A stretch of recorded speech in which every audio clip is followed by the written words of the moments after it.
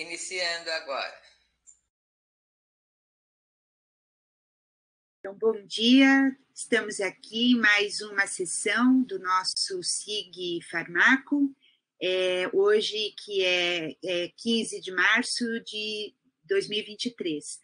Essa é a segunda sessão deste ano, e só lembrando, então, que estamos aqui na nossa comemoração, indo de 5 para 6 anos, né, de atividades dentro deste grupo. No próximo diapositivo, Paulo, por favor.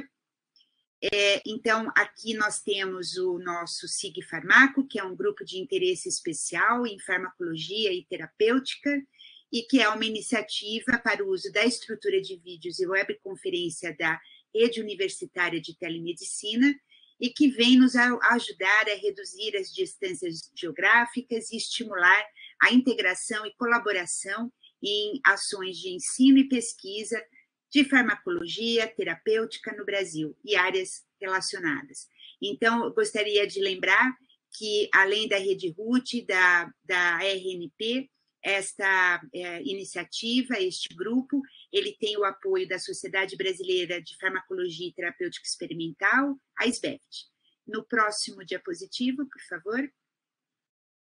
Antes de iniciarmos, lembrar que esta sessão, então, nós temos aqui dentro deste grupo, atualmente, mais de 54 instituições participantes oficialmente, fora todos os participantes que têm entrado nesta sessão com interesse. Então, aqui essas instituições listadas, elas são instituições que iniciaram no nosso grupo, logo lá no início, em que tínhamos essas sessões ainda nas salas físicas, dentro das nossas próprias universidades, as que estão listadas aí no início desse slide, e à medida que nós fomos migrando e a Rede RNP e a Rede RUT foram melhorando esta nossa comunicação online, nós fomos estendendo, né, pela web conference a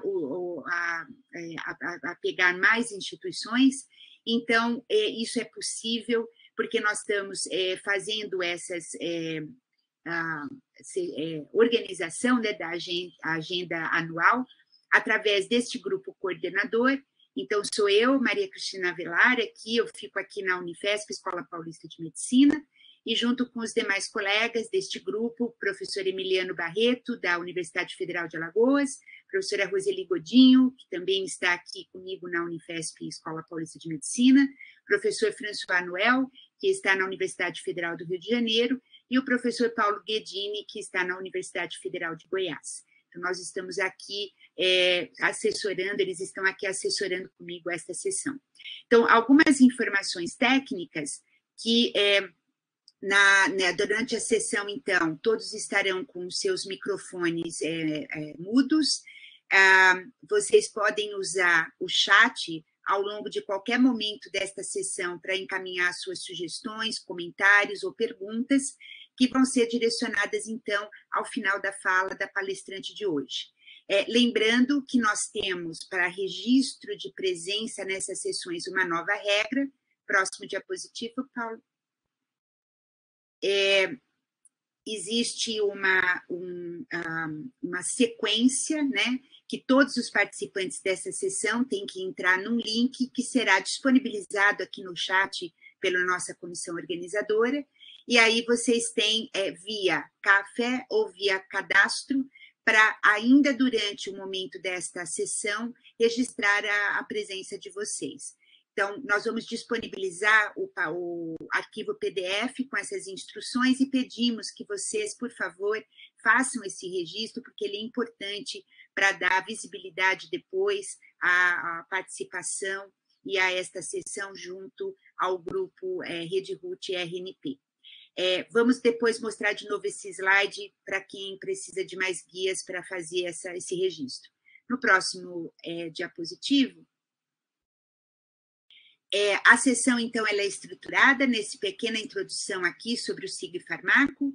Eu vou, em um minutinho, apresentar a palestrante, que terá em torno aí de 30, 40 minutos para fazer a sua apresentação, e a seguir, então, nós entramos no momento do debate e finalizamos com conclusões e, novamente, repetiremos as instruções do registro de participação.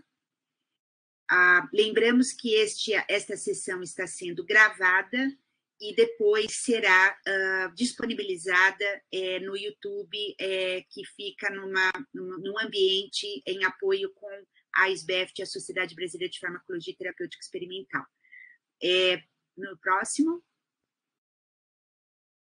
Então, agora eu saio de organizadora do SIG Farmaco e passo como moderadora desta sessão, e é um prazer muito grande ter aqui com a gente hoje a professora Helena Cristina da Silva de Assis, que gentilmente aceitou para fazer parte de mais uma dessas sessões do SIG Farmaco. Eu vou colocar aqui para vocês que eu acho que a história da professora Helena é uma história muito interessante e vem num momento muito importante também das universidades e aqui no nosso cenário nacional, né? No momento em que discutimos tanto a importância da internacionalização e da inserção dos nossos pesquisadores, estudantes e universidades no cenário internacional. E ela é um grande exemplo dessas atividades, e já fazendo isso há muitos anos, né, Helena? Então, eu vou começar dizendo, ela é professora titular, aposentada do Departamento de Farmacologia da Universidade Federal do Paraná, onde nós temos um departamento muito importante, uma estrutura de pós-graduação muito atuante na área de farmacologia, então ela faz parte desse corpo docente, professora sênior dos programas de pós-graduação em farmacologia, ecologia e conservação, tem feito suas atividades vinculada ao CNPq como bolsista do CNPq, que tem sido por vários anos, e a história dela, ela é médica veterinária pela Universidade Federal do Paraná, fez o seu mestrado na mesma instituição, fez o doutorado em Ciências Naturais em Berlim, na Alemanha, e o pós-doutorado em Genômica Ambiental na Universidade de Ottawa, no Canadá. Então, ela já tem esse histórico de inserção internacional na sua formação, retornando, então, ao UFPR como docente e orientadora do programa de pós-graduação. Ela tem um histórico muito importante de várias representações acadêmico-científicas na área de ecotoxicologia, que tem sido a linha mestra, né, da pesquisa, ensino e extensão. Tem várias atribuições que nós poderíamos listar aqui, mas eu acho que, dentre todas as mais de 100 publicações que ela tem na área, e também o número de orientações, né, estudantes, pós-graduandos, com formação em temáticas dessa área que ela vai apresentar para a gente, eu gostaria de colocar que é uma temática importante, né, não só nacionalmente como internacionalmente. E esses trabalhos, o reconhecimento, ele vem quando os nossos pesquisadores passam a ter as representações nas instituições que são internacionais. E isso ela começou, primeiro, teve uma carreira com projetos que fizeram parte, inclusive, do INCT, né, do Instituto de Ciência e Tecnologia de Toxicologia Aquática. Isso é um marco importante dessa agregação, né, de vários docentes de várias instituições dentro desse INCT, e ela chegou, então, a vice-presidente, depois presidente da Sociedade Latino-Americana de Química e Toxicologia Ambiental, que é o CETAC, entre 2017 e 2018, e presidente do Conselho Mundial do CETAC entre 2000 e 2021, então bastante recente. E nessa primeira, a gente acabou de sair do Dia das Mulheres, né? Então, ela destaca todas as notícias que nós temos sobre o trabalho dela, inclusive dessa importante representação, porque ela foi a primeira representante dessa área, nessa instituição internacional da América Latina, né? Então, isso nos orgulha muito, e numa temática que é tão importante para nós brasileiros. Então, essa troca é muito importante. Então, hoje, ela está aqui para conversar um pouco com a gente e falar, né, sobre a toxicologia dos contaminantes aquáticos emergentes e o uso da fitorremediação para a descontaminação da água. Helena, muito obrigada, é um prazer e uma honra tê-la aqui com esta audiência e com a gente hoje.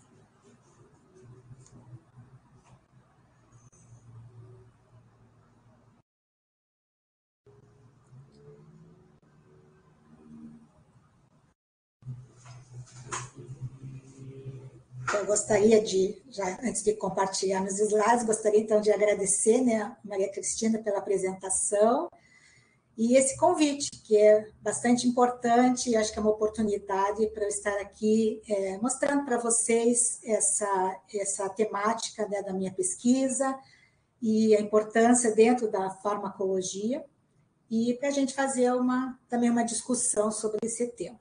Então, muito obrigada. Aí eu preciso só compartilhar, preciso dar permissão para compartilhar os slides. Você já está como apresentadora, Helena. Tá. Estão vendo? Sim, agora sim. Sim. Se você puder pôr em modo apresentação. A minha já está. Para vocês não aparece? Aparece o slide, isso, aparece dos lados os slides menores. Mas nós estamos vendo, se puder deixar assim, está tudo certo. Para mim ele está na modo apresentação, vou ver se eu consigo. Helena, quando você for compartilhar, compartilha como tela cheia. Tá. Aí você vai ver só até os slides, tá?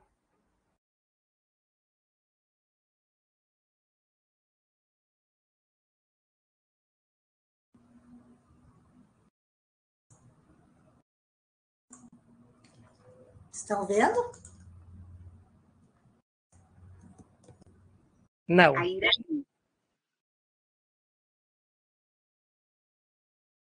Como tela cheia, ele não apareceu.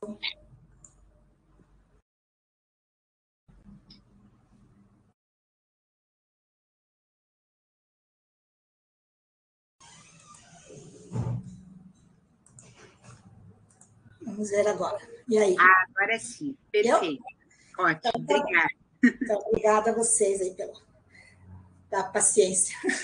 Bem, então, vamos falar hoje da toxicologia dos contaminantes aquáticos emergentes e o uso da fitorremediação para descontaminação da água. Então, eu até trouxe esse tema aqui para mostrar algumas soluções que a gente está tentando propor para esse problema da contaminação desses contaminantes. Então, assim, de um modo geral, a gente tem vários contaminantes que podem chegar até os corpos hídricos, né? Então, a gente sempre vê o fármaco, né, na terapêutica, mas a gente tem que lembrar que os fármacos, eles também vão estar presentes nos efluentes, né? E isso vai poder contaminar a água. Então, nós temos, por exemplo, antibiótico, anti-inflamatórios, vários fármacos que podem estar em contato com o corpo hídrico, também os produtos de higiene pessoal, né, os microplásticos, né, que estão tão falados agora, os agrotóxicos, metais e uma série outras de contaminantes, né, como as nanopartículas, que são novos contaminantes que estão aparecendo, né, na nossa vida moderna e na indústria. Então, devido ao maior consumo dos fármacos, produção, comercialização, eles têm sido detectados, né, em vários corpos hídricos, como águas superficiais, seja nos rios, nos lagos, nos estuários, nos efluentes, que pode ser doméstico, indústria, até na água do mar, né, tem sido encontrado vários fármacos, águas subterrâneas e na água potável. Então, eles têm chegado na água potável. E eles têm essa denominação de micropoluentes ou contaminantes emergentes, né, que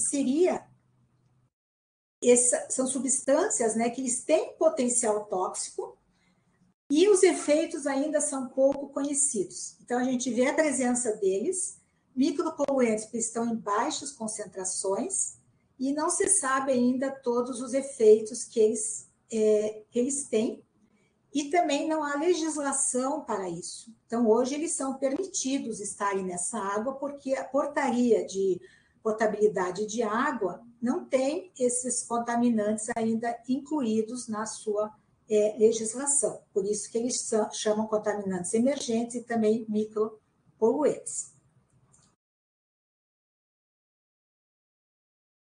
Então, aqui tem esse artigo que ele fala, né, de toda a origem e o transporte dos fármacos no sistema aquático.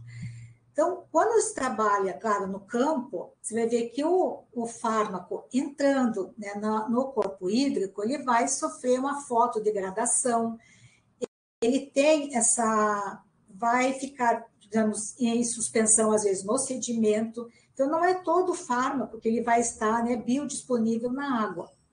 Mas, mesmo assim, nós temos encontrado esses fármacos na sua forma original no corpo hídrico. E né, mostrando, então, que essas substâncias ficam ali na água e, às vezes, ficam mais persistentes nesse ambiente aquático. Mas, claro, que quando a gente trabalha, por exemplo, em laboratório, a gente não tem todas essas ações, né, que o fármaco está tendo lá no campo, principalmente a parte da fotodegradação. E também pode formar outros resíduos, né, que não a sua forma original. Então, realmente é todo um processo, e também os organismos podem bioacumular esses fármacos. Então, os fármacos que têm sido mais encontrados no meio ambiente são os anti-inflamatórios não esteroidais, os antibióticos, provavelmente pelo uso, né, da população que usa mais esses fármacos, e eles se encontram mais no meio ambiente. E dentro desses anti-inflamatórios, que eu vou falar alguns artigos alguns experimentos que nós realizamos no laboratório, como o ibuprofeno, ele tem uma concentração, ele é bastante larga, digamos assim, a concentração encontrada nos corpos hídricos, né? O diclofenaco e o paracetamol. Então, tem se encontrado, né, nessa concentração de microgramas por litro, mas que já é uma concentração significativa para os corpos hídricos e para o efeito nos organismos aquáticos. A gente também não pode deixar de lembrar dos hormônios sexuais, que têm sido bastante encontrados, principalmente devido aos efluentes domésticos, né? Que esses hormônios, eles vêm pela urina, né? Principalmente as pílulas anticoncepcionais, e eles têm sido encontrados nos corpos hídricos. Outra, digamos, observação seria quanto à análise química. Quando a análise química ela vai, claro, evoluindo, a presença, né, desses fármacos, ela vai se tornando mais frequente, digamos assim, porque tem que se padronizar uma metodologia. Então, esses fármacos é o que tem sido encontrado com as metodologias químicas, né, disponíveis no momento. Então, eu acredito que tenha mais do que a gente encontra hoje nas análises químicas. Então, as fontes de contaminação, né? Como que isso acontece? Vai parar lá na água potável, né? Como que a gente está bebendo isso? Como que isso acontece? Então, tem várias fontes de contaminação. Então, a gente tem a medicina humana e a medicina veterinária, elas são muito importantes para esse contexto. Então, a medicina humana, a gente tem a excreção pela urina, né, do que vai para o esgoto doméstico naturalmente, mas nós também temos o descarte incorreto, né? Quantas pessoas elas jogam ainda medicamentos, né, no vaso sanitário, ou mesmo no lixo doméstico. Então, isso é uma ação, né, que ela pode ser, por exemplo, a gente pode diminuir, né, se a gente fizer o descarte correto desses medicamentos. E aí, para o tratamento de esgoto. Chega na estação de tratamento de esgoto, os tratamentos convencionais, eles não retiram esses fármacos da água, né? E está tudo bem, porque está dentro da portaria, ela não exige, né? Só que a gente vai ter um efeito, né, desses fármacos na água.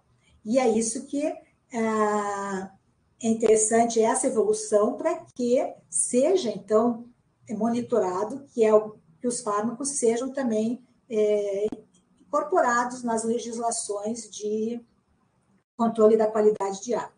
E aí nós temos o tratamento de esgoto, que geralmente vai formar um lodo. Esse lodo ele pode ser usado como adubo e tratado esse esgoto, ele vai diretamente para o rio. E muitos dos rios são rios de captação de água, para tratamento de água potável.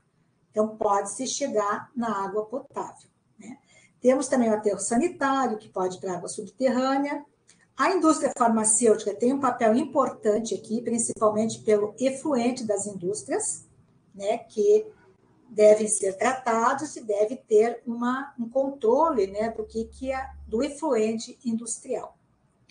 E a medicina veterinária, ela tem um papel bastante importante por causa do uso, né, dos medicamentos no animal. Então, nós temos aí o gado, se você usa um anti-inflamatório, um antibiótico, ele vai ser excretado.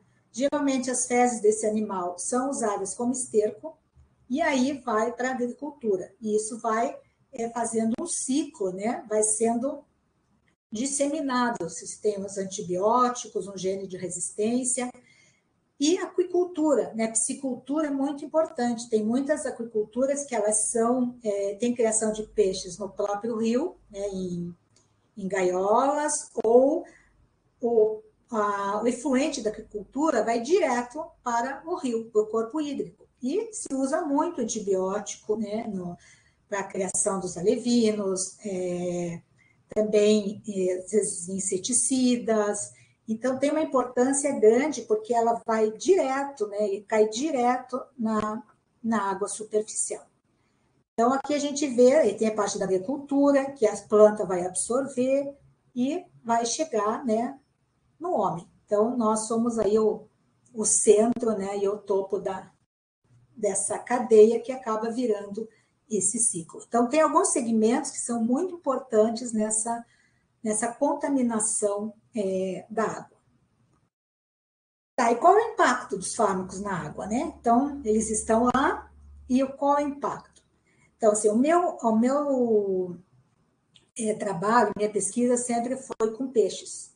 Então, o peixe como modelo de estudo, então tem duas, digamos assim, vertentes, né? O peixe como modelo de estudo e o peixe também para ver a qualidade da água. Se o peixe não estiver bem naquele ambiente, é porque esse ambiente não está com uma boa qualidade na água. E então eu vou mostrar para vocês alguns artigos, né, alguns trabalhos que nós fizemos com alguns fármacos para ver realmente se eles causavam algum impacto nos peixes ou não, né? Eu falo peixe, mas pode ser qualquer outro organismo aquático. Então, esse foi um trabalho que eu desenvolvi lá no Canadá com a fluoxetina e o 17-alfa-etililstradiol, que é o que tem sido encontrado na água. E quando a gente faz também os estudos, a gente às vezes usa um contaminante só. A gente sabe que na água vai ter uma mistura.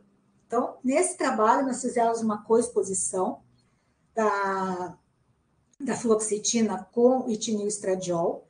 Então, assim, eu não vou mostrar, né, todos os resultados, eu vou mostrar alguns resultados dos artigos, né, porque só para mostrar para vocês alguns efeitos, o que pode ter. A gente não tem como dizer exatamente o mecanismo de ação no organismo aquático, mas a gente mostra um efeito, né? Então, sabendo que tem um impacto, a gente pode procurar uma solução.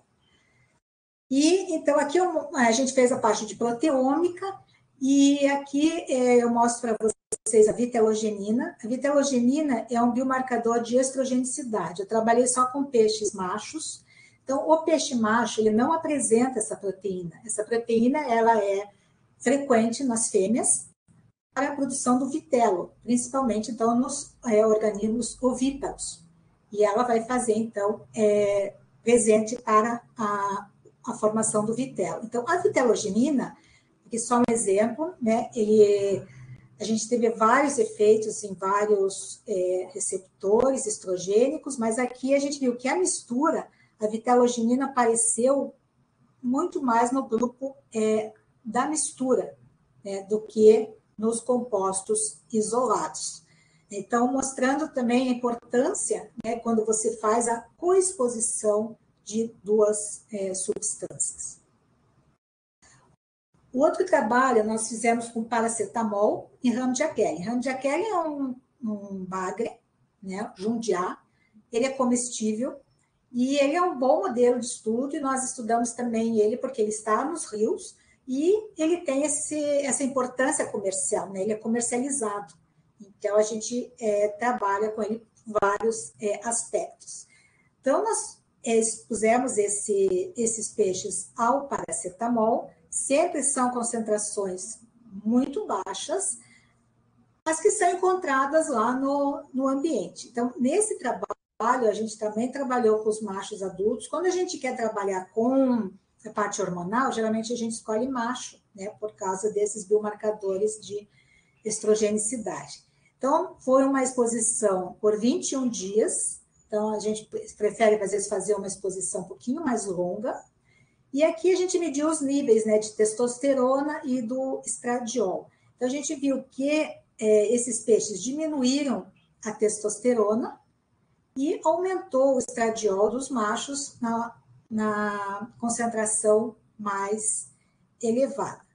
E também vimos na histologia, mostrou algumas alterações, né, na espermiogênese, que foi testada, que não foram encontrados espermatozoides nesses animais e apenas espermatogônias. Então, parece, né, que tem um potencial de desregulação endócrina do paracetamol nessa espécie de peixe, né, o que poderia afetar, né, a produção das células germinativas.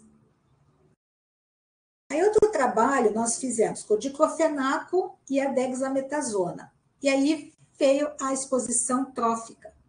Então, qual era a nossa ideia? Quando a gente faz exposição hídrica, a gente vai bater aonde? Uma análise química. Porque você tem que fazer análise da água para dizer que a substância está ali na água, né? E, às vezes, isso é difícil, né? Você ter análise química, você ter a metodologia. E nós, então, nesse caso, optamos fazer uma exposição trófica, e até para ver essa passagem, né, para o ser humano, como que seria se comesse o animal contaminado. Então, o nosso modelo de exposição trófica é a traíra. Então, a gente pega a traíra, né, que é um peixe carnívoro, e o lambari. Então, todos aí conhecem o lambari. E o que a gente faz? Nós aplicamos o diclofenaco nos lambaris. Então, 3 grupos com diferentes doses do diclofenaco e demos para a traíra comer. A traíra, como é carnívora, ela come o lambari inteiro. Então, a gente sabe que cada traíra se alimentou de um lambari com determinada dose.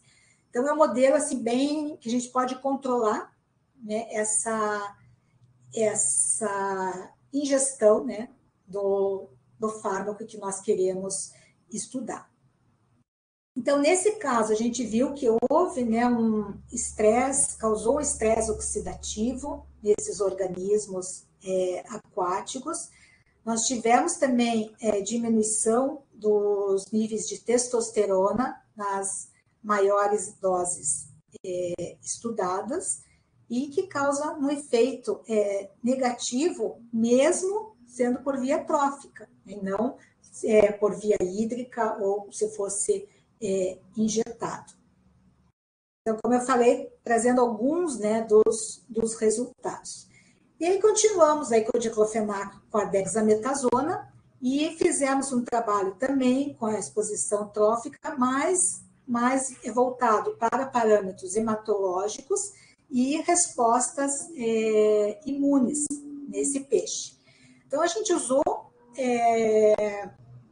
modelos, né, como se usa nos roedores, nós tentamos fazer no peixe, né, como a migração de leucócitos, e ele funcionou, digamos assim, né? Então, a contagem total de leucócitos ela diminuiu, né, em todos os grupos, teve uma migração reduzida nos leucócitos induzidos por carragenina para a cavidade peritoneal e, né, particularmente de células polimorfonucleadas em todas as doses testadas.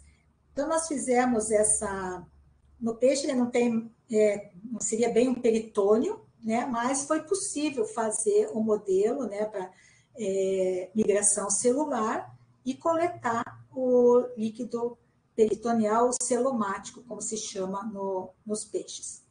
E o Jundiaí, nesse caso, ele tem uma boa separação, né, desde da parte ali abdominal, porque tem alguns peixes que eles não têm essa separação, por exemplo, como o lambari, e daí a gente não consegue fazer esse modelo. E tudo, então, levou a um efeito imunossupressor, né, do diclofenaco e da dexametasona nesses peixes. Aí nós fizemos um outro estudo também, daí por via hídrica, então a gente já tinha visto o efeito na via trófica e fizemos um estudo pela via hídrica, estudando, então, a proteômica também. Então, aprofundando um pouco mais esse estudo da expressão, né, dessas proteínas com esses fármacos. Então, eles foram expostos a 3 concentrações de diclofenaco aqui por via hídrica, e teve a contagem também de leucócitos, migração leucocitária que foi induzida por carragenina, também diminuiu em todos os grupos, bem como a produção do óxido nítrico. Então, a gente leva de novo aquele efeito inibição da resposta imune, e nesse trabalho a gente fez as proteínas plasmáticas e renais. Eu tenho um resultado aqui com o fígado, mas nesse trabalho foi o rim e o plasma. E elas foram, então, analisadas, essas proteínas, por cromatografia, né, líquida, espectrometria de massa, e a expressão de 20 proteínas relacionadas ao processo inflamatório, então foram expressas, né, e processo inflamatório, produção de óxido nítrico, migração de leucócito, e a cascata do complemento foi significativamente alterada. E, além disso, também algum complexo principal de histocompatibilidade, classe 1, diminuiu significativa no plasma desses peixes tratados com o diclofenaco. E daí foi usado, né, essa informação desse mapa de conexões proteicas, aonde a gente pôde fazer, tendo em mãos, né, quais as proteínas que foram alteradas, foi construído esse mapa aqui, então a gente vê aqui o diclofenaco, e em verde são as que foram reduzidas, né? Então a gente vê que tem muitas proteínas que foram reduzidas, relacionadas ao processo inflamatório, que foram reduzidas, então, tem alguma ação direta ou indireta com o diclofenaco. Aqui só exemplificando algumas, né, que, de um modo geral, né, são várias proteínas de vias de transdução de sinal, elas foram alteradas, e então teve algumas inibição da expressão de proteínas envolvidas nessa síntese do óxido nítrico, migração celular, complemento, e que a gente viu que principalmente, né, algumas só nas maiores concentrações, que elas foram inibidas, né? Então, o fator de transcrição também houve essa inibição. Aqui no fígado, só também para mostrar que a gente fez uma parte do metabolismo, aqui era mais para mostrar a diferença de macho e fêmea, porque tem uma diferença bastante grande do metabolismo entre os peixes machos e fêmeas. Então, entre os sexos, você vai ter muita diferença. Então, por exemplo, a CYP1A1, ela teve um aumento, uma indução, né, nos machos, o que não apareceu nas fêmeas, né, e na CYP3A5 também. Então, tem essa diferenciação que a gente discute um pouco lá no trabalho. que, de novo, é vitelogenina. Então, a gente viu que no peixe macho ela aumentou, né? E na fêmea ela diminuiu, o que deveria ser ao contrário, né? Então, também tem algum efeito aí, talvez, de desregulação endócrina. E a aromatase ovariana, essa só não foi feita nas fêmeas, ela teve uma diminuição.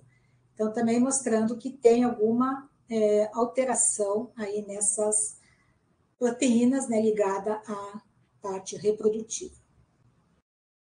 E aí nós viemos, assim, para o pouco mais prático, né, no reservatório do Iraí, que é um reservatório aqui de Curitiba, que abastece uma parte da cidade de Curitiba.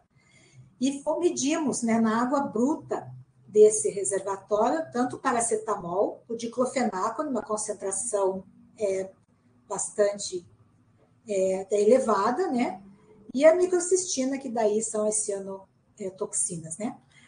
Mas o que foi interessante aqui, que a partir desses nossos trabalhos com o diclofenaco que nós fizemos, mais o trabalho de vários autores, né, de outros países, e a Comissão Europeia, ela colocou o diclofenaco nessa watch list. Quer dizer, ele é um fármaco que deve ter atenção. Então, ele está na atenção e eles colocaram mais ou menos um limite de 100 nanogramas por litro para o diclofenaco na água potável. Então, isso é lá na Comissão Europeia, mas acho que foi assim, uma das primeiras vezes que se colocou um limite para algum fármaco. Essa lista ela tem sido revisada, agora tem alguns antibióticos que também vão entrar nessa lista, mas vocês vejam que no nosso reservatório essa concentração estava bem maior do que foi colocado como limite pela Comissão Europeia, né? E esse é um reservatório de captação de água potável. Outro, digamos, clássico que eu gostaria de falar para vocês seria da parte da resistência antimicrobiana, que está sendo cada vez mais importante, então os antibióticos, né? Então, você imagina que em 2050 nós teremos 10 milhões de mortes atribuídas à resistência antimicrobiana. É um problema bastante sério, né, que deve ser, então, também controlado aí a tempo, né? Tem vários programas do governo que também estão trabalhando nesse sentido. Então, aqui a gente vê, além dos fármacos na água, a gente tem genes de resistência. Então, não é só o tal fármaco lá na água, mas os genes de resistência que são importantes para a resistência antimicrobiana. Então, aqui um panorama geral, já foram feitos vários trabalhos, né, em vários países, mostrando a resistência das bactérias na água superficial de rios, de poços, né? Então, não é porque é um poço artesanal que ele tem qualidade boa, né? Tem que fazer sempre análise do poço, porque ele pode estar contaminado por causa do lençol freático. Então, a presença também é aqui, ó, foi numa escola pública em Goiás, onde a água do bebedouro da escola estava contaminada. Então, foi observado bactérias nessa água e também bactérias resistentes à ampicilina, tetraciclina e ciprofloxacina. Então, devido a essa persistência, né, a gente tem visto muito a ciprofloxacina presente na água. Então, as fluorquinolonas, elas são muito utilizadas, principalmente na medicina veterinária, e acho que é o medicamento que mais se usa, e a gente começou a trabalhar, então, com a ciprofloxacina. Aqui é um outro mais recente, esse trabalho de 2022, mostrando aqui também, lá no Rio Doce, em Minas Gerais, a presença das fluorquinolonas e das sulfonamidas. Foi as que mais apareceram nesse trabalho. E também naquela watch list, né, a amoxicilina e a ciprofloxacina estão para serem adicionadas nessa lista. Então, a concentração da ciprofloxacina em diferentes países, ela vai em águas superficiais de 18 nanogramas a 10 microgramas por litro, esgoto doméstico já sobe um pouquinho, e nos efluentes de hospital e indústria, ela já chegou a ser observada a 31 miligramas por litro, né? E, então, nós começamos a trabalhar com a cipro, e essa parte dos genes de resistência, ela tem a importância da passagem, né, dos genes de resistência para o sedimento, que vai para o usado, né, o esterco dos animais, e que vai ser num ciclo. Então, ele vai para a água, né, através da chuva, da lixiviação, ou através do uso, né, da água para se fazer uso da irrigação das plantas. As plantas também vão absorver esse fármaco e também genes de resistência, e isso tem uma cadeia. Você pode ir para o peixe, para as aves e para o ser humano.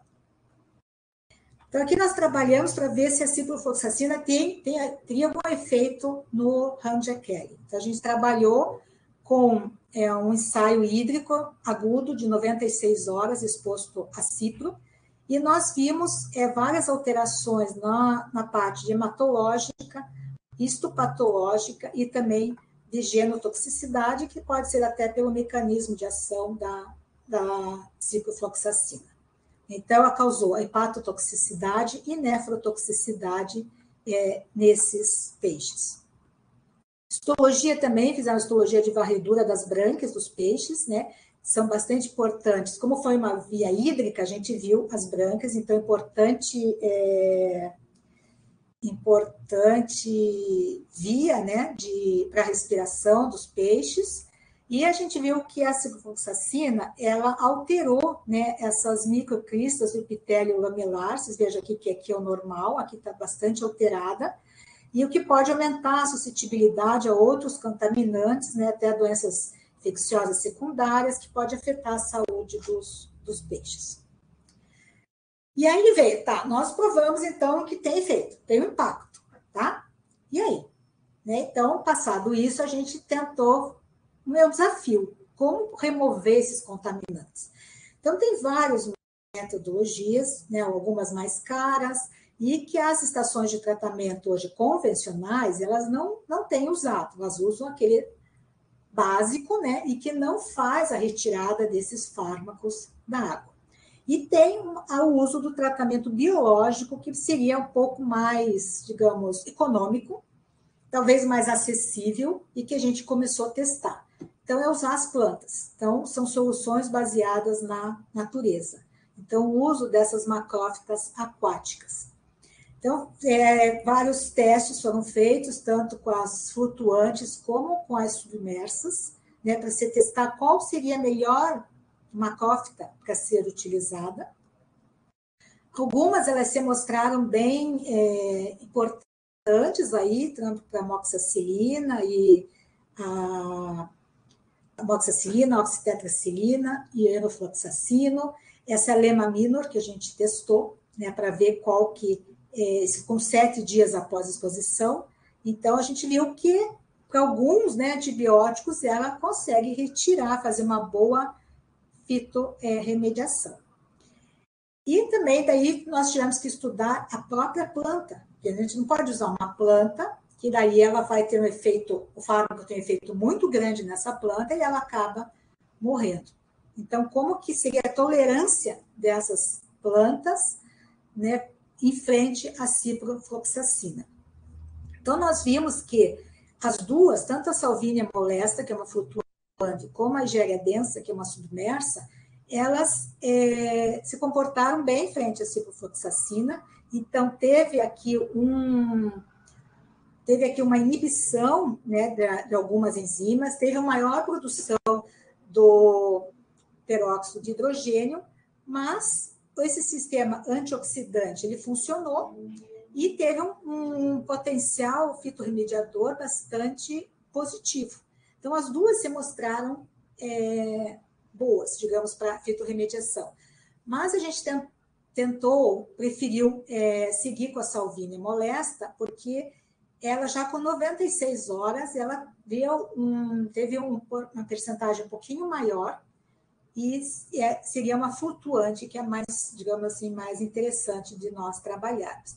Então, nós seguimos com a Salvinia, vendo a capacidade dela de prevenir aqueles efeitos que nós tínhamos visto anteriormente nos peixes. Então, esse experimento aqui foi o que eu mostrei para vocês, que a gente já tinha o resultado. Aí, o que nós fizemos? Nós fizemos a exposição das mesmas concentrações de cipro com a planta. Então, pusemos a planta, deixamos 96 horas ela filtrar essa água e fizemos a mesma exposição e colocamos o peixe nessa água filtrada, né, para ver se os efeitos diminuíam ou não. Então, nós vimos uma eficiência de remoção de 79% até 97% da cipro nessa água, e um tratamento preveniu os danos que nós tínhamos visto anteriormente quando os peixes foram expostos só à ciprofloxacina. Então, a fitorremediação, nesse caso, ela preveniu, né, o risco de danos para o homem. E aqui a gente fez a parte química, vendo a eficiência, né, do tratamento. Então, nós tínhamos antes aqui a cipro presente nessa água não tratada e depois essa água tratada, onde foi colocado os peixes. Então, não tem cipro, né, nem no controle, nem na 1 micrograma por litro, na concentração. Apareceu um pouco da cipro no 10, mas de 10 microgramas por litro de cipro que nós colocamos, apareceu 0,56. Então, tem uma eficiência de remoção aqui bastante grande, bastante satisfatória. E a concentração no músculo, nós tínhamos medido antes, naqueles peixes. Então, teve uma concentração de 29,88 a 88,51 microgramas de cipro por quilo de peixe. Então, a cipro ficou no músculo desses peixes, naquela nossa no experimento anterior, e quando nós colocamos os peixes naquela água limpa, nós tivemos praticamente não teve mais acumulação, né, no músculo dos peixes. E aí foi medido esse fator de bioconcentração, que é baseado do que tem no músculo e que tem na água, e quando ele é maior que 1, então ele indica que houve bioacumulação. E nesse caso nós tivemos aqui para os peixes não tratados, não remediados, e depois ele não apareceu mais aqui, nem no músculo e nem o fator de bioacumulação nos peixes que usamos a água com as plantas. Esse trabalho a gente já tinha feito em laboratório, com aquelas concentrações que nós tínhamos achado no Iraí, tanto do diclofenaco como do paracetamol, e ela reduziu o diclofenaco em 93%, só o paracetamol que nós não conseguimos detectar, provavelmente algum erro na parte da análise química, então nós não tivemos o resultado da fitorremediação do paracetamol, mas o diclofenaco foi bem positivo. E aí, como que as plantas elas podem ser usadas no tratamento de esgoto doméstico? Então, essa seria uma última parte. E a gente, então, propôs um projeto, né, com uma companhia de água do estado do Paraná, para se fazer esse piloto. E nosso projeto foi aprovado ano passado pela Fundação Araucária, e a gente está, então, desenvolvendo esse projeto, que seria um piloto. Aqui seria o outro projeto que nós fizemos anteriormente, lá no reservatório de Itaparica. Então, o que vocês podem ver? Aqui tem uma piscicultura. Essa piscicultura, tudo daqui com antibiótico, ração, era toda jogada direto para o reservatório de Itaparica. E também tinham gaiolas de peixes sendo criados no reservatório. Então, com ração, com antibiótico, tudo sendo jogado direto no reservatório. Então, esse reservatório, né, estava com bastante contaminado. Então, foi encontrado, né, oxitetraciclina, metiltestosterona, que é usado para sincronização da ovulação nos peixes, né, e da reprodução dos peixes, e também algumas toxinas das cianobactérias, devido, claro, à matéria orgânica ali presente. Então, aqui foi construído muito mais em larga escala. Foi construído vários tanques aqui são as macrófitas, para primeiro sair desse tanque de piscicultura, passar pelas macrófitas e depois ser lançado no rio, no reservatório. E, então, esse trabalho foi um, assim, que foi o primeiro aqui no Brasil, que é possível, digamos, fazer com menos custo, né, e ter uma qualidade dessa água. Aqui, o que nós estamos fazendo? Esse trabalho, a gente está trabalhando na estação de tratamento de esgoto. Então, nós estamos pegando o esgoto, passando para um reservatório, e nós vamos estar passando por 3 tanques com as macrófitas. Então, nós estamos trabalhando com 3 tipos de macrófitas. Então, o efluente passa nessa, vai para essa e vem para essa. Tá? Ele vai passar por 3 macrófitas, e isso é em pequena escala, né? Nós estamos testando. E o que nós vamos fazer? A gente usou também um pouco uma submersa, né, com substrato. Aqui também uma macrófita que ela é submersa e uma flutuante. Então, para testar essa passagem aqui em 3 tipos de macrófitas. E essa água limpa, agora a gente vai expor Daniel Hério para ver a qualidade do efluente. Então, a gente vai expor o dano no efluente original, in natura, né, no esgoto doméstico, e depois vamos ver ele tratado, e vamos fazer agora a exposição desses animais. Além disso, nós vamos medir a concentração de antimicrobianos, né? Algumas coisas a gente já fez, a gente já viu que tem, sim, antimicrobianos no efluente. O gene de resistência e bactéria resistente. Bactérias resistentes também, alguns dados preliminares, né, já apontam bactérias resistentes, a gentamicina, a ciprofloxacina. Então, esse efluente doméstico está sendo jogado direto no rio, ele vai direto para o rio Iguaçu, ele já vai contaminado. Então, nossa ideia é que, se fizer um sistema, talvez em menor escala, que consiga pelo menos limpar um pouco desse efluente antes de ser jogado no rio. Então, a nossa ideia é aumentar, melhorar a qualidade de água do pós-tratamento. Então, diminuir o lançamento dos antimicrobianos e genes de resistência na água e também auxiliar, né, no controle e mitigação do surgimento, propagação e dispersão da resistência antimicrobiana. Aqui é só um outro exemplo que pode ser feito em gaiolas, né? Ou se faz gaiolas com as macrófitas. Você não pode simplesmente jogar a macrófita no rio, porque ela vai começar a crescer e aí fica uma coisa não sustentável. Então, mas se pode controlar, né, o uso dessas macrófitas quando você tem, às vezes, umas em gaiolas, ou elas estão... você tem como manejar, né, as macrófitas dentro do teu corpo hídrico. E aqui eu só coloquei aquela parte da indústria, eles também estão com uma ação, né, trabalhando nesse ponto aí da resistência antimicrobiana, principalmente nessa transparência, né, do que tem nos ingredientes ativos, né, o que tem nessa formulação dos medicamentos e também no efluente, né? Como que está a emissão dos antibióticos nos efluentes da indústria. Então, tem várias indústrias que estão reunidas para fazer nessa aliança para o controle dos antimicrobianos. Então, agradeço muito a atenção, né, de vocês, agradeço ao SBEFT, SIG Farmaco, e que me dá essa oportunidade aí de conversar um pouquinho com vocês sobre o meu trabalho. Então, muito obrigada. Muito obrigada, Helena. Brilhante apresentação, excelente forma, né, de didaticamente colocar um cenário que é bem preocupante, né? E totalmente numa área que a farmacologia e principalmente a Sociedade Brasileira de Farmacologia acho que tem muito a contribuir, né?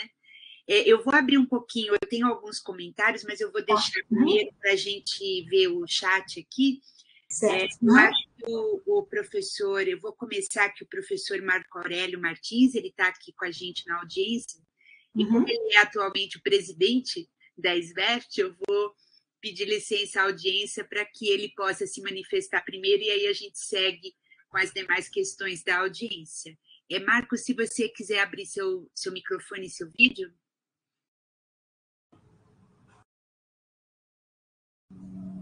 Olá, bom dia. Eu abri o microfone e vídeo. Não sei se já me veem, se me ouvem. Estamos te escutando, ainda não vê. E agora? Eu ouvi bem. Tá. Ainda não. Ainda não apareço, né?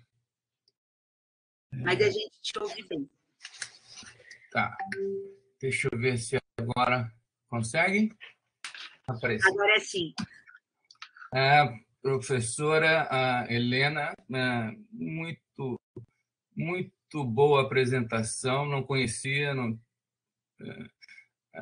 o seu trabalho, não tive oportunidade anteriormente de acompanhar, né? Não é minha área, mas evidentemente se trata de um assunto de extremo impacto, não é? De interesse na saúde da população brasileira, né? Então, meus parabéns por essa contribuição importantíssima. E, como disse a Cris, realmente é um campo onde a farmacologia, os farmacólogos podem trazer uma contribuição fantástica, né? Eu acho que é isso que você está fazendo, dando com o seu estudo aí, no seu grupo. Quer dizer, o alerta é muito importante, mas você também traz esses achados, né, que são, me parecem, assim, que podem ser soluções, né, pragmaticamente falando, né?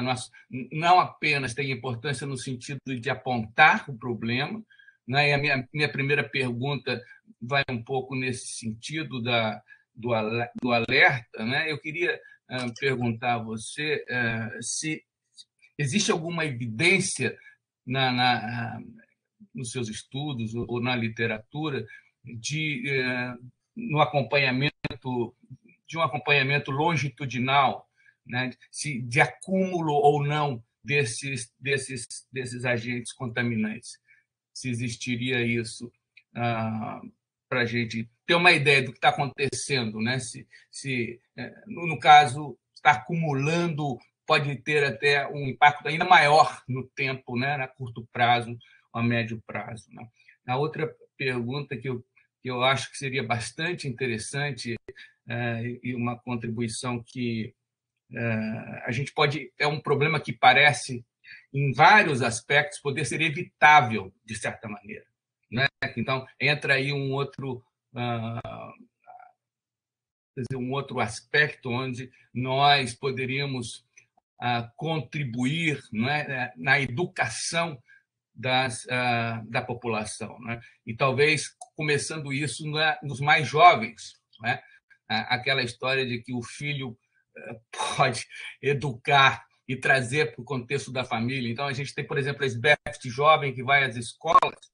Eu acho que poderia ser um tema, né? Nós vamos ter agora a próxima reunião da sociedade em Foz, não é? Então, poderia ser um ponto a ser alertado, né, nas escolas, na visita dos nossos colegas da SBEFT Jovem, mostrando essa problemática. E um terceiro ponto é se, ao mesmo tempo que você tem essa questão da potencial remoção dos contaminantes através dessa fitomedicação, né, que você mencionou, se também poderia haver um tipo de sensoriamento, quer dizer, plantas que pudessem indicar, seja pela morte ou por algum outro sinal, né, que pudesse indicar um nível de contaminação para determinados agentes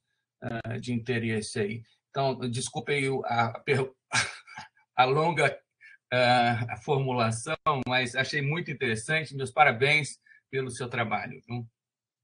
Muito obrigada.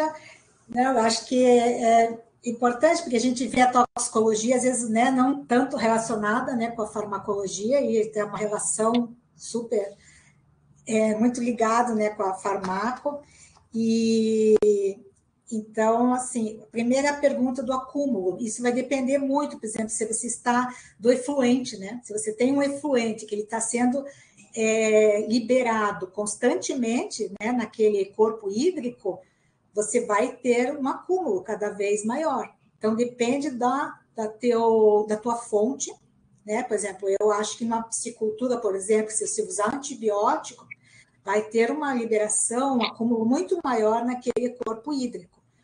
E os organismos aquáticos, eles vão acumulando, né? O peixe, ele vai acumulando no seu organismo, e quem for se alimentar daquele animal pode também, né, vai passar pela cadeia trófica, como nós mostramos naquele experimento que nós fizemos.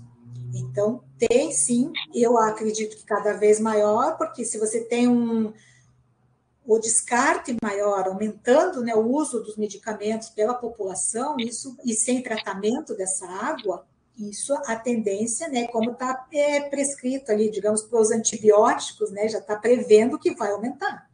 Né, a resistência antimicrobiana vai ser um problema cada vez maior.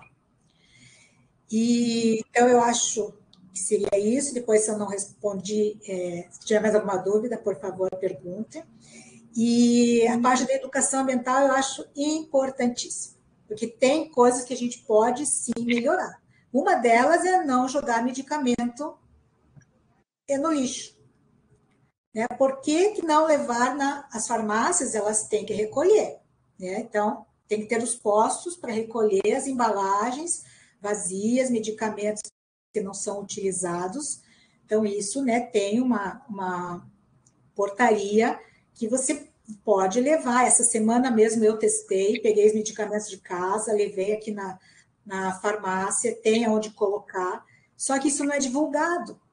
Então, assim, uma bula de medicamento que tem lá, né, folhas e folhas, por que não tem descarte do medicamento? Então, acho que poderia ser incluído numa bula do medicamento, onde descartar se sobrar o medicamento. Né? Então, acho que isso, não descartar no lixo. Teve uma reportagem aqui em Curitiba, onde tem esse pessoal que trabalha com lixo reciclável, eles têm uma farmácia lá, de tudo que é medicamento que eles encontraram no lixo de casa. Então, eles têm um armário com vários medicamentos já vencidos, medicamentos pela metade, que a população joga no lixo, e eles vão lá e pegam esses medicamentos. Então, isso, né, traz um mau uso dos medicamentos muito grande. Então, essa parte da educacional, eu acho que a gente pode ter esse controle, sim, né? Diminuir, pelo menos, isso, né? Já vai desde a prescrição também, que às vezes prescreve, sei lá, quer tomar 7 comprimidos, vai na farmácia, não tem o medicamento com 7, só tem com 30, com 20, a pessoa acaba comprando, e aí fica estocando medicamento que não vai utilizar, né, em casa. Então, acho que alguns pontos a gente podia trabalhar, né, para diminuir esse descarte do lixo, né, do medicamento, né, aqui no caso. Né? E aí, a parte de plantas sensíveis, aí vem uma outra, você viu que eu mostrei a parte de tolerância. Quando a gente faz a fitorremediação, que é usar a planta para limpar, ela tem que ser tolerante e não sensível, né? Porque ela tem que tolerar aquele medicamento que ela vai filtrar. Então, o contrário também existe, são bioindicadores. Então, você tem plantas sensíveis que você pode fazer experimentos e que ela vai trazer várias alterações nas suas enzimas, no seu metabolismo da planta, frente a um poluente, a um contaminante. Aí são os bioindicadores, e aí são plantas sensíveis. Mas nós não podemos usar a planta sensível para fitorremediação, senão ela vai morrer e aí ela não filtra. Mas existe sim. Obrigado, viu? Imagine, de nada. Obrigada, Marco. Eu vou passar alguns comentários aqui e depois eu faço meu comentário. Marco, se você quiser ficar aí, eu Então, eu começo pela Alexandra Aco, que já desde o início colocou para você, né, a questão da excelente apresentação e os dados, apesar dos dados alarmantes, todos nós pensamos também na nossa própria saúde, né, nesse momento. O professor Marcos já colocou, vários aqui colocando, agradecendo a sua excelente palestra. E aí, a professora Soraya Costa, ela coloca o seguinte: excelente aula e esses dados são muito preocupantes. Pensando nos resíduos que temos em nossos laboratórios e o que poderá ser feito para reduzir, né, essa contaminação, que custa caro o envio para descarte da universidade. E, de fato, como esses resíduos serão descartados. Eu acho que vai um pouco até do que você acabou de dizer com a questão dos medicamentos, né? Então, sim, nós também somos geradores desses resíduos nos nossos laboratórios. Então, a pergunta dela estaria nesse sentido. A gente tem aí uma responsabilidade também, né? Que, no caso, seria... o que limpa mais seria usar um carvão ativado antes de descartar, por exemplo, na pia. Você pode passar, né, por um filtro de carvão ativado, mas na universidade tem o descarte de resíduos, né? Então, a gente separa esses resíduos, né, nos recipientes e leva para a empresa que é contratada, pelo menos aqui na Universidade Federal do Paraná, para fazer esse descarte do resíduo. Então, é caro, tem um processo aí caro, porque eles usam, né, incineração ou mesmo algum outro tipo de tratamento, e que aí tem que se pagar por esse resíduo. Mas, assim, eu não vejo, não tem, digamos, uma solução, né, ainda imediata para isso. Seria a nossa separação, não jogarmos nós no esgoto. Porque a hora que a gente jogar no esgoto, ele vai parar no esgoto e não vai tratar. Porque o tratamento lá é bem básico, é para tirar coliforme fecal, diminuir um pouquinho matéria orgânica e só, e aí ele vai para o rio. Então, a gente não pode pensar que no esgoto ele vai ser tratado. Então, é melhor separar e mandar para essa empresa fazer o tratamento, né? Aqui na Unifesp, a gente tem também, né, o nosso departamento que nos ajuda com essas listas de materiais e como eles devem ser acondicionados. E isso gera um problema, às vezes, para o laboratório, porque são tantos potes que a gente tem que ter para a coleta, mas é um mal necessário, né? E aí o que a gente precisa, não basta apenas a política, tem que ter a aderência também, né? Porque se isso também não é ensinado a todos, quer dizer, você tem os potes, você tem a política, mas acaba indo para o esgoto porque alguém achou de ser mais rápido, né? Então, acho que essa consciência interna dentro dos nossos laboratórios, com todos os que estão envolvidos nos experimentos, nas técnicas, né, que envolvem produtos, acho que é bem importante, né, Helena? Sim, porque a gente acha, só um pouquinho, né, vou jogar aqui no esgoto, é a parte da educação, né, educação ambiental. Aí depois a água dilui, tem gente que tem essa mentalidade. Mas vai jogar no rio, o rio dilui, mas não está mostrando isso. O rio não está diluindo, né?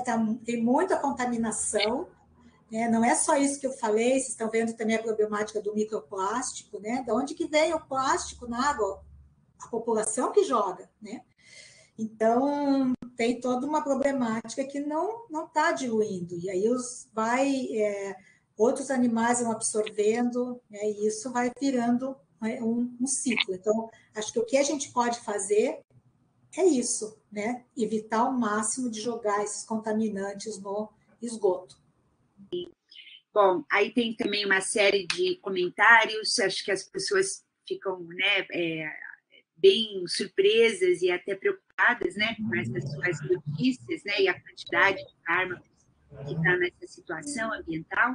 O professor François Noel depois coloca se já tem alguma ideia da capacidade de depuração dessas plantas que você apresentou. Então, por exemplo, número de plantas por litros a serem depurados, tempo para alcançar a saturação, como é que seria? Acho que você já falou um pouquinho mais, mas talvez especificar um pouquinho mais aqui. Sim, a gente tem já uma ideia, não vou poder te dizer aqui exatamente quanto de planta, né? porque depende, como nós estamos fazendo nesse projeto agora. O que a gente fez? Primeiro, nós medimos o que tem no efluente. Então, dependendo da concentração que a gente acha no efluente, se for uma concentração muito alta, agora nós estamos fazendo o teste com essas plantas. Então, está passando por 3 plantas, porque a gente acha que essas 3 vão, digamos, dar conta do que tem no efluente. Mas vai depender muito da concentração que nós temos da contaminação. Né? Mas já dá para ter uma ideia. A gente pode fazer mais ou menos... A gente viu aí, 96 horas, ela já tira muito, já faz uma boa fitorremediação, não precisa ficar tantos dias. Então, a gente vai testar agora com 7 dias, 30 dias, para ver se realmente com 7 dias ela já consegue limpar, talvez com 30 já seja demais para ela, né? Já tenha que fazer a troca da planta, você vai ter que trocar essa planta. Então, é todo ainda uma parte, né, experimental, que tem resultado, mas essa parte realmente de exatamente quanto vai depender um pouquinho da concentração que você tem no teu efluente. Eu já ligo com a próxima pergunta, que é do seu colega, o Alex Zamproni, que te parabeniza pela apresentação, e ele pergunta exatamente isso, né? A necessidade da substituição das plantas,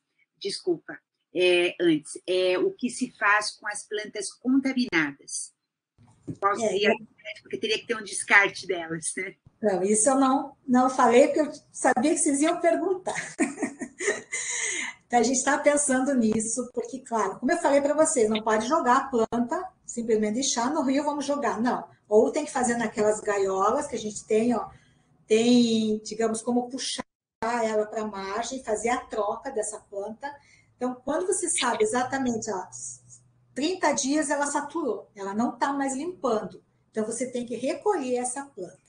Hoje, ela está sendo usada, se coloca faz ali um tanque, né, um local para ela e faz a incineração. Mas a gente está trabalhando para produzir para biogás, para fazer usar como uma biomassa para fazer energia. Então, a gente está trabalhando junto com o pessoal da engenharia, porque às vezes fazem criação da alga para usar como biogás. Então, se eles fazem com alga, eles podem fazer com planta.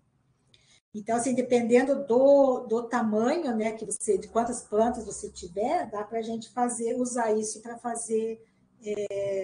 produzir energia. Então, a gente está trabalhando nisso, mas quando tem pouca escala, seria a incineração dessas plantas.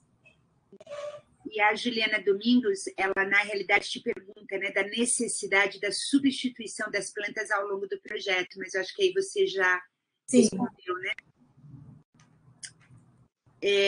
O Darlan também coloca que ele gostaria de saber sobre essa questão da substituição, sobre se já sabe do potencial da exaustão da capacidade de depuração dessas plantas, falando sobre manutenção do sistema de tratamento. A gente está fazendo esse piloto para ver isso, porque é um esgoto doméstico real, né, da cidade. Então, são tanques enormes, né, onde o esgoto já abre a comporta e ele vai para o rio. Ali, aquele esgoto que a gente já viu, tem muita bactéria resistente, e então, se a gente conseguir, pelo menos, diminuir isso, já é uma grande coisa. Agora, a gente está fazendo esse piloto, mas a ideia é construir tanques com as plantas para esse esgoto passar todo ele antes de ser jogado no rio. E aí, provavelmente, a gente vai ter que fazer essa remoção. Nesse pequeno sistema, a gente está com 30 dias e não foi preciso ainda remover, porque nós estamos trabalhando com 3. São 3 macrófitas, né? Talvez se trabalhar com uma só, a saturação seja maior. Então, tudo isso a gente está fazendo um piloto que a gente espera que funcione para propor, pelo menos, uma escala maior para implementar, porque seria a única solução no momento, né? Como não tem nenhuma portaria que exija isso, está sendo cumprida a portaria. mas a gente vê que a qualidade da água não está boa, né? Então, essa troca vai ter que acontecer, o tempo, ela vai aí de uns 15 a 30 dias, a gente está esperando que dê 30 dias para a gente fazer essa troca, então depende aí dos resultados que a gente vai ter. A professora Roseli Godinho também te parabeniza, pesquisa importantíssima, dados relevantes, e ela gostaria de saber quanto tempo de tratamento é necessário para o diclofenaco alterar a proteônica plasmática. Em aquele estudo, nós fizemos foram 21 dias de exposição, e agora não tem exatamente quantos dias, com 21 dias ela alterou, mas eu acredito que com antes vai alterar. Acho que agudo já vai, porque a gente já teve feito com 96 horas o diclofenaco. 96 horas seria o agudo para o peixe, nós já tivemos. E eu acredito que uma exposição de 96 horas já traga alguma alteração. Mas nós não fizemos nenhum estudo, isso foi exposição com 21 dias, a gente fez com 14 e 21, e a gente já teve essa alteração. Sim. Na questão dos... A Rose ainda continua na questão dos bebedouros das escolas, com os contaminantes de ciprofloxacina. Existe algum processo de filtração da água ou adsorção usado pela população capaz de reter esses fármacos? O que a gente mais vê que tem uma resposta mais positiva é o carvão ativado. É passar por um filtro de carvão ativado.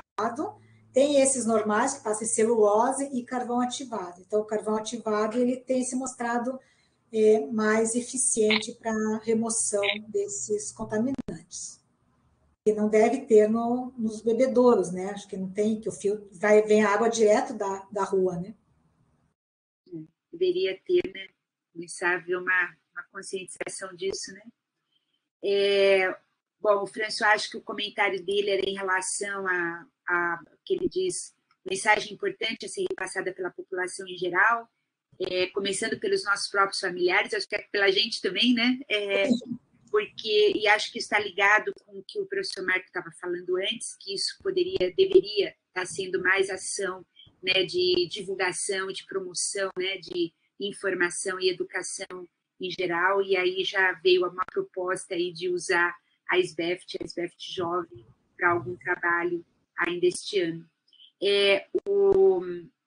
A professora Roseli Godinho também fala que a gente deve incluir essa informação quando estamos dando aulas na graduação e na pós-graduação. Essa é uma excelente questão, né? Porque damos a aula dos mecanismos básicos, né, desses fármacos. Então, acho que dá também, principalmente a gente que está envolvida aqui com isso em medicina, a gente se preocupa com as doenças, né?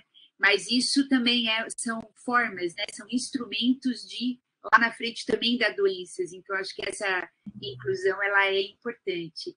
Eu acho bem importante, tanto na parte hormonal, porque a gente vê muitos casos aí da parte, né, de desregulação endócrina nas mulheres, principalmente mais jovens, está ocorrendo várias alterações hormonais, e às vezes vem da própria alimentação, né? Então, acho que para a medicina isso é muito importante, tanto a parte dos antibióticos, como a parte dos hormônios, né, os transtornos de tireoide. Então, o médico tem que estar atento, porque, às vezes, por uma contaminação, às vezes ambiental, né? Pessoas que se alimentam, tem pessoas da região costeira que se alimentam de peixe, é o básico. Então, às vezes, esse pescado ele também está contaminado, né? A gente se alimenta bem menos de peixe, mas tem pessoas, populações que se alimentam, o básico é peixe. Então, a gente vê também a parte dos metais acumulados, né? Tem uma série de... Isso, acho que o médico tem que ficar atento. E até para o homem também, né? Na saúde do homem, porque isso discute muito, e essa é a minha área, como você sabe. Né? Você sabe. A questão de todas as questões hormonais, né? As questões os parâmetros de fertilidade isso. estão mudando, e essas mudanças ao longo das últimas décadas, se sabe que está muito vinculado, né, com todas essas questões sociais, essas questões ambientais que a gente tem. Então, nas minhas aulas, por exemplo, quando eu falo dos hormônios, eu meio que já vou falando um pouco, né, da questão dos reguladores endócrinos, essas questões ambientais. Sou muito próxima do pessoal da toxicologia, mas a gente pode começar a dar mais alerta, e esse vídeo eu acho que é bem importante, porque os demais que vêm depois assistir, né, para a gente expandir, né, essas questões. Eu vou um pouquinho mais rápido, porque ainda tem mais algumas perguntas importantes. Eu vou só citar o comentário da professora Soraya, que ela agradece a sua resposta em relação à pergunta dela, e ela coloca uma coisa interessante, porque ela diz, aqui na USP, a questão dos materiais usados em laboratório. Ela fala das placas de cultura e ponteiras no uso de antibióticos, porque a gente não pensa nessa... Muitos laboratórios descartam normal, no lixo normal. E isso realmente é um custo grande, né? Que a gente tem até de espaço dentro do laboratório. Mas fico alerta aqui para quem está assistindo, que na realidade a gente tem até muito mais contaminantes nos nossos laboratórios do que na realidade a gente toma conta, né? Bom, aí o Marco, eu vou passar... Tá, vou do Marco, porque aí só tem o Marco e o Paulo. O Marco Aurélio, ele te coloca como fica a questão das nanopartículas cada vez mais prevalentes na produção industrial. Esse é um contaminante emergente, né? Nós temos a nanopartícula na indústria, ela está vindo com tudo, né? Tem já vários usos, né, da nanopartícula, inclusive para filtração, né? Tem a nanopartícula de prata, de ferro, e ela é usada em filtros de água para limpeza. Então, funciona... Essa é a próxima pergunta dele, porque ele coloca, ouve-se falar no papel protetor de nanopartículas de ferro na remoção de contaminantes. Isso procede? É exatamente a pergunta dele. Sim, elas são usadas, elas podem fazer a limpeza, mas daí vem aquele outro lado, né? E qual é o efeito da nanopartícula? E o uso da nanopartícula, né, principalmente se você for usar a campo, é mais difícil, né? Se você tiver um filtro, tem vários filtros domésticos que são à base de nanopartículas. Então, ele filtra, realmente ele faz essa filtração. Mas se você for colocar isso, por exemplo, você não pode jogar essa nanopartícula em um efluente para fazer a limpeza. Então, essa parte porque daí você vai ter essa nanotoxicologia, que ela também é tóxica, e ela é um emergente, a gente não sabe ainda o efeito. A gente está estudando algumas nanos, ela é muito instável, né? A gente faz um experimento com uma nanopartícula, daí vai repetir, já não consegue o mesmo resultado, devido a essa estabilidade, né, da nanopartícula. Então, assim, eu diria que para filtros pequenos funciona, mas para uso em maior escala ainda precisa fazer mais testes, também o custo provavelmente vai ser mais elevado, e essa é outra área, porque elas estão sendo usadas em materiais de construção direto, né? Tem nos protetores solares, tem vários usos da nano, e que não tem nenhuma regulamentação para isso. Ela não é regulamentada.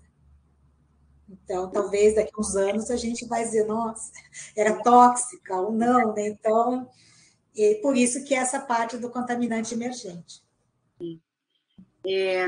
Eu acho que tem mais um comentário que eu vou finalizar com ele, mas os demais ali estão discutindo a lista de presença, que a gente já vai retomar. Vamos terminar com 5 minutos de atraso, mas eu pediria só mais um minutinho aqui para continuar. Eu gostaria de finalizar com o comentário da Carla Fujimaki, que ela diz, a SBEFT poderia criar uma área temática em toxicologia ambiental. E, Carla, muito obrigada por esse comentário, né? Ao longo dos anos, como eu venho participando da SBEFT já há um tempinho, de vez em quando tem, sim, palestras nessa área, mas eu concordo com você que essa criação, né, dessa temática, mais particularmente, eu acho que viria num bom momento, né? Porque nós temos pessoas da toxicologia que estão dentro do ambiente da nossa sociedade, né? E o professor Marco, na sua introdução ali, ele comentou, né, que, inclusive, um tema, como existem atividades que você colocou para o próximo congresso, com certeza, mas isso fica aqui a cargo da professora Soraya, que será a próxima presidente da SBEFT a partir do ano que vem, né? Mas, no momento, se o Marco me permitir, eu já quero deixar aqui, Marco, você colocou a potencial, porque o pessoal da SBEFT Jovem, eles têm um trabalho todo ano de produzir vídeos culturais e o objetivo é engajar, né, estudantes na produção desses materiais, e tem outras iniciativas que o professor Marco está liderando pela sua diretoria, junto com a IUFER, por exemplo, de promover materiais educacionais. E nós também temos um GT de iniciativas educacionais para preparo de materiais. Então, eu já queria deixar, Marco, aqui o convite, Cristina, Helena, eu vou já colocar aqui, Marco, o convite para que Helena possa ser um ponto de apoio, né, de ajuda aí na criação desses materiais. Com certeza, com certeza. Eu vou deixar aqui também o convite. Marco, ele é o presidente.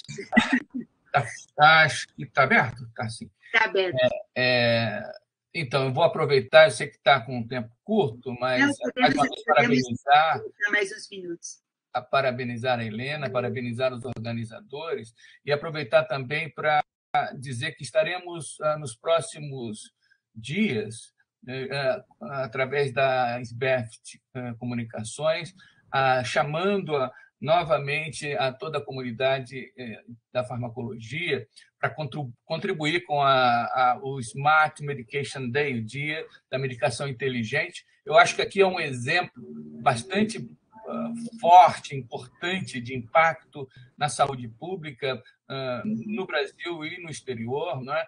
Que teria, assim, eu vou pedir a todos aqui presentes que fiquem atentos, porque o prazo é curto, mas nós temos tido muito sucesso, né? Há um concurso que a IUFA promove de pôsteres de estudantes de graduação e de pós-graduação. O deadline é muito apertado, a gente recebeu esta semana o convite para novamente participarmos, então eu acho que esse é um tema que precisa ser estimulado, Helena, se você puder fazer isso aí na universidade, né?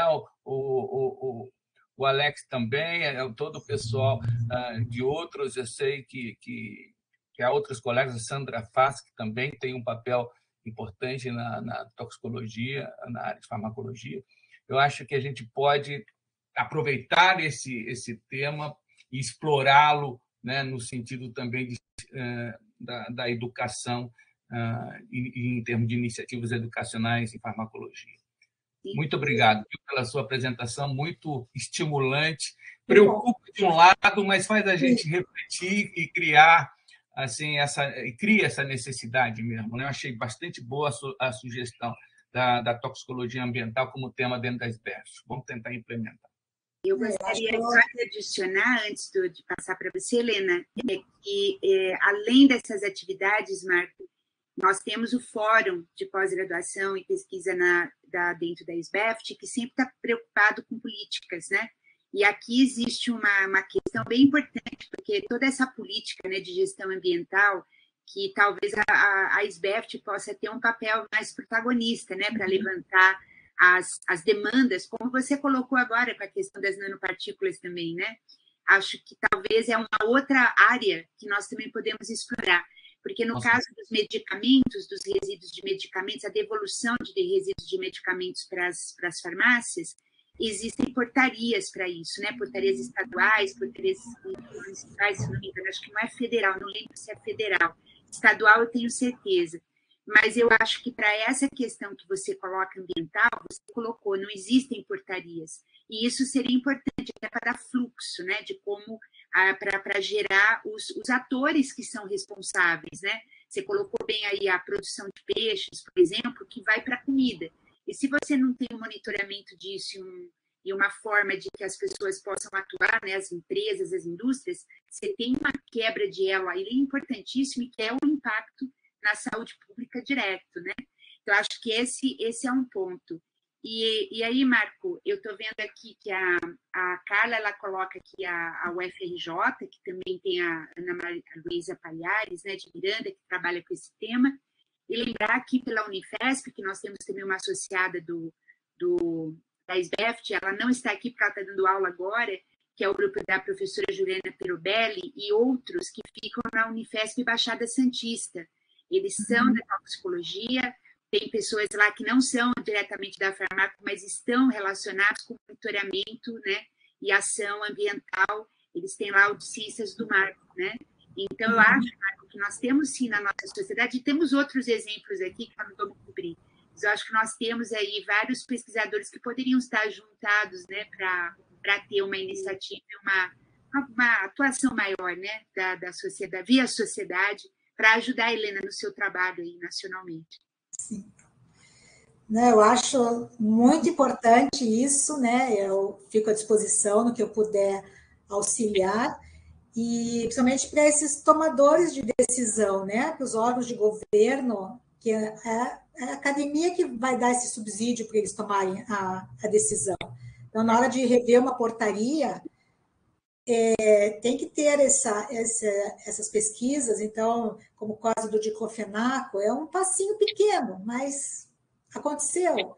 Então, acho que pode acontecer, né, com outros medicamentos, e principalmente dessa parte da resistência antimicrobiana, que já é uma coisa que está sendo, que é meio urgente, né? Então, eu acho, fico à disposição, agradeço, e acho uma excelente ideia. Muito obrigada. Obrigada, Marco, pela sua participação, e também para a Soraya, que está aqui presente como futura presidente. Então, estamos bem aqui de presente e futuro para que eles tenham isso na agenda da sociedade. Muito obrigada, Helena, pela sua apresentação. Obrigada, Marco. Eu vou, então, solicitar ao professor Paulo que retome os slides de finalização. Só mais um minuto, eu sei que nós estamos passando aqui 6 minutos do nosso horário. Já falando, Helena, que enquanto a gente estava aqui, todos já estão também falando. Muito obrigada pela apresentação, acho que todos adoraram a forma, porque foi muito didática, né? Acho que você foi muito feliz na forma como você apresentou. Então, lembrar rapidamente a todos que esta apresentação, ela dentro dessa nossa parceria com a SBEFT, em alguns dias, porque leva um tempo para a gente retirar, porque isso aqui está sendo gravado dentro do portal da RNP. Então, assim que esse vídeo ficar processado, nós vamos, então, colocar lá no link do www.sbeft.org.br/sigfarmaco, e aí vocês vão ver que tem lá toda a nossa agenda dessa série aqui de seminários mensais, e tem também os vídeos. Então, em alguns dias, este vídeo estará disponibilizado para futuros acessos, e também vocês podem achar lá todos os outros vídeos das sessões anteriores que fica no nosso portfólio. Então, agradecer a SBEFT, agradecer a RNP e Redibut por isso. O próximo slide, por favor. Só para lembrar que, então, eu vi que tem várias perguntas. Pessoal, a gente agradece muito a paciência de vocês. Houve uma mudança da plataforma, nós estamos dentro de um ambiente de portal agora, né, da RNP. Então, aqui no chat foram colocadas as instruções, né, mais detalhadas, para que vocês possam fazer o registro de presença. A ideia do grupo é que a presença seja colocada entre 9 e 10 e meia da manhã, que seria o horário desta sessão, e aí as pessoas que estão fazendo a presença, além de contribuir para dar validade, né, e deixar a importância da visibilidade disso daqui online, do interesse dessa sessão pela presença, que vocês também possam gerar os seus certificados de presença aqui. O que acontece é que, enquanto eles estão ainda melhorando, né, ou adequando a plataforma para essas regras, a gente sabe que eles não estão sendo críticos ainda a esse horário das 10h30. Mas então a gente pede que ao longo do dia vocês façam esse registro. Se possível, já agora, tá? Mas se não estão conseguindo, vocês podem estar tentando, ele ainda vai funcionar por mais um tempo. No próximo slide, por favor. Lembrar, então, nós já temos, se vocês forem no link que vocês entraram aqui, no portal, está lá todas as agendas de todos os SIGs que nós temos. No caso do SIG Farmacologia Terapêutica, a nossa próxima sessão será no dia 19 de abril, 9 às 10h30 da manhã. E quem vai estar moderando vai ser a professora Alexandra Occo, que é da própria Universidade do Paraná, com a assistência pelo grupo SIG Farmaco da professora Roseli Godinho, e a sessão será em inglês, porque nós teremos um convidado trazido pela professora Alexandra, que é o professor Andreas Kramer, de Zurique. Então, com isso, próximo diapositivo, Paulo. Eu encerro agradecendo mais uma vez, professora Helena, pela sua participação, uma honra, e que bom que estamos terminando essa participação com tantas possibilidades, não só junto à sociedade SBEFT, mas a toda essa audiência que está aqui e a audiência que nos verá, né, a partir do momento que esse vídeo for para o YouTube, que todos nós somos instrumentos, né, de levar essa sua mensagem e fazermos, né, ajudarmos também enquanto a gente faz essas ações, mas cada um de nós ajudar para que a gente possa ter esses temas mais conscientes, né, e quem sabe melhorar aí o nosso futuro, né. Obrigada, professora Helena. De nada, agradeço muito o convite e essa oportunidade. Muito obrigada pela atenção de vocês. Ok. Vou pedir para a professora Rose, então, encerrar a gravação.